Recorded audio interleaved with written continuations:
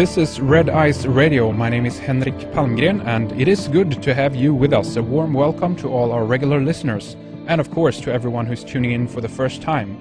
We are coming to you from Gothenburg in Sweden. You can follow us on a regular basis worldwide through our website, redicecreations.com. On our website, you'll find frequently updated news on our some of the things that we consider to be important and interesting. We welcome your tips, feedback, and alerts as well, of course. On our site, you'll also find radio interviews, webcasts, films, and other video material. Check out our members area as well for full access to all of our information and material. We do interviews with researchers, authors, filmmakers on many different subject matters, information that we consider to be important, interesting, urgent, and intriguing. We're not afraid to go into unknown areas and where the information leads us. No topic is off limits as we search for answers, and the conclusions about the information presented on this program will leave up to you. It's the pursuit of truth that counts. We have Twitter feeds with our latest news, YouTube channels, RSS feeds, and also, of course, sign up for our new free newsletter as well, so you can follow us at your convenience and find out what's new on the website. Okay, and today we have Dr. David M. Jacobs with us on the line. He is an associate professor of history at Temple University in Philadelphia, specializing in 20th century American history and culture. He's a former director of the American Studies program. He's been a UFO researcher for about 45 years. In 1973, he completed his doctoral dissertation in field of intellectual history at the University of Wisconsin-Madison on the controversy over unidentified flying objects in America. And this was only the second PhD degree granted involving a UFO-related theme. He's written and delivered many articles, papers, and addresses on the subject of UFOs and abductions. He's been a consultant to the major UFO organizations. Since 1977, he has offered the country's only regular curriculum university course on UFOs and abductions, called UFOs in American Society.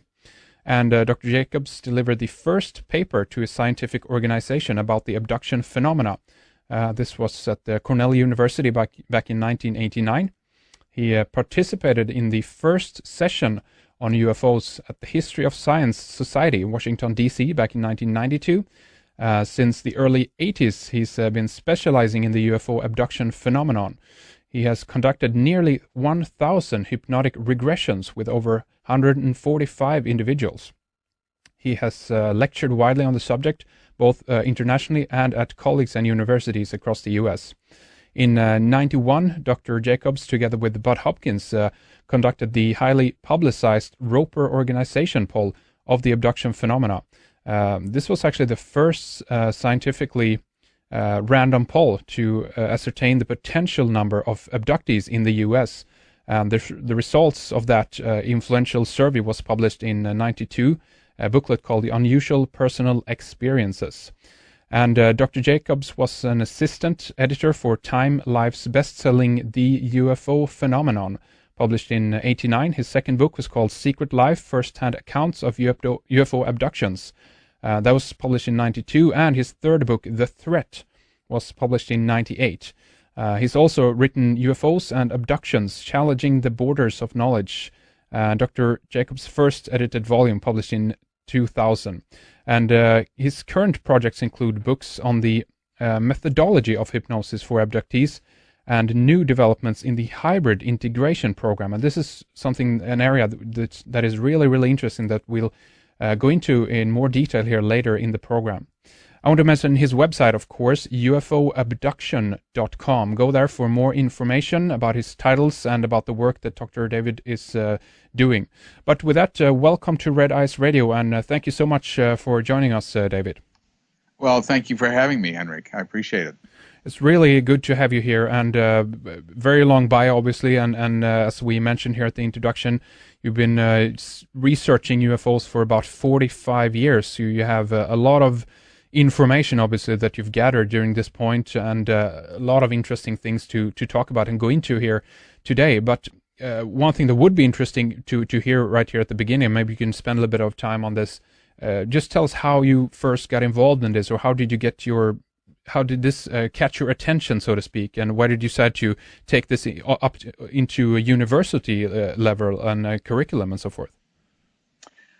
Well, I don't really know what got me interested in the subject. When I was an undergraduate student at the University of California in Los Angeles, I just sort of began to get interested in it for reasons that I don't fully understand, and I read a book about it, and I got more interested in it. It was more for rest and relaxation, like people might read science fiction or mystery novels or something like that. And the more I read in it, the more I began to understand that this was just not a nonsense subject, that there was more to this than I had imagined. And I continued to do it. And by 1966, I was sort of captured by it in a sense, and I was intrigued by it. And I remember once that I saw in the newspaper that a UFO convention was coming to Los Angeles, where I lived, and I was thrilled that something like that was going to go on. And so I took my wife and a couple of friends, and we all went down to this UFO convention, and there was sort of a mixed bag of people, shall we say. It was the good, the bad, the ugly.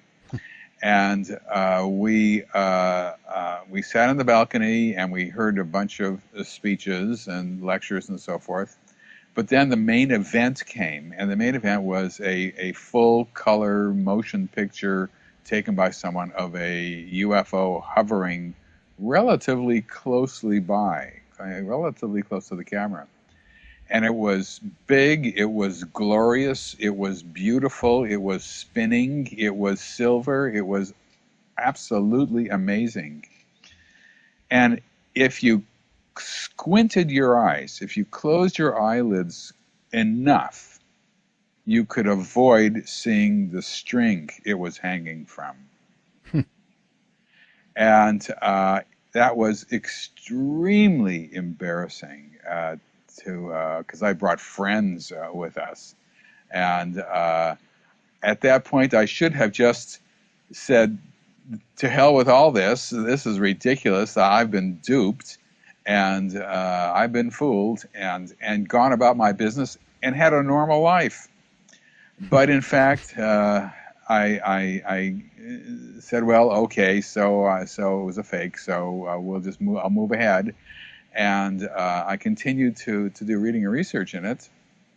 By the time I went to graduate school in August of 1966, I determined that I was going to read every single word ever written about the subject of UFOs. Now, in 1966, that was possible. That was something when you could actually do it. It wasn't an unattainable goal. It was something that could be done. It can't be done now. Now it is impossible. But in those days, it was possible. Just too much out there these days, right? Yeah, it's overwhelming. Yeah. It's thousands and thousands of books, and it's overwhelming. So, but in those days, I started doing it, and so I started reading everything I could. And in the meantime, I was doing my own graduate work in history, and I wrote a master's thesis on the reception of Freudian ideas into the American psychological and psychiatric community between 1909 and 1929. And then I started working on my doctoral dissertation, which was on the image of women in very early motion picture history, pre-1915. And I did about 6 months worth of research in that, and all the while, I'm going home and reading stuff about flying saucers. And finally, I couldn't stand it anymore, so I went to the chairman of my